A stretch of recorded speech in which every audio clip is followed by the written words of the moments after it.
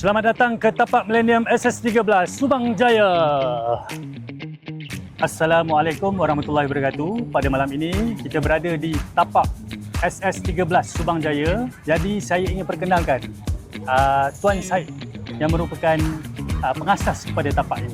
Pertama, saya nak ucapkan selamat datang kepada tim MBSJ untuk memperkenalkan tapak SS13 ni. Sebenarnya kami dah berusia 3 tahun. Senang cerita, kami bermula daripada tahun 2023 dengan hanya ada 20 food truck, tetapi selepas melalui pelbagai fasa kami terpaksa ubah kepada food truck, makanan dan juga kabut sale.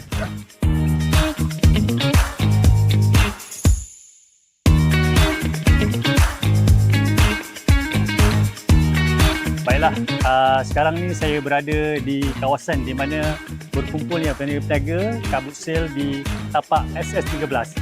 Okey, nama saya Ben. Kalau IG saya Bandar Borneo.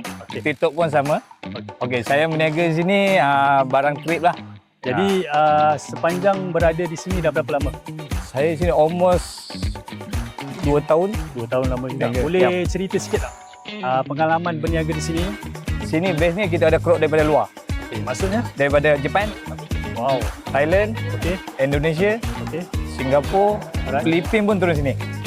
Ini merupakan inisiatif Majlis Bandaraya Subang Jaya kepada semua peniaga. Sudah tentu program seperti ini memberi ruang kepada peniaga-peniaga berniaga secara sah mengikut syarat yang telah ditetapkan oleh pihak majlis.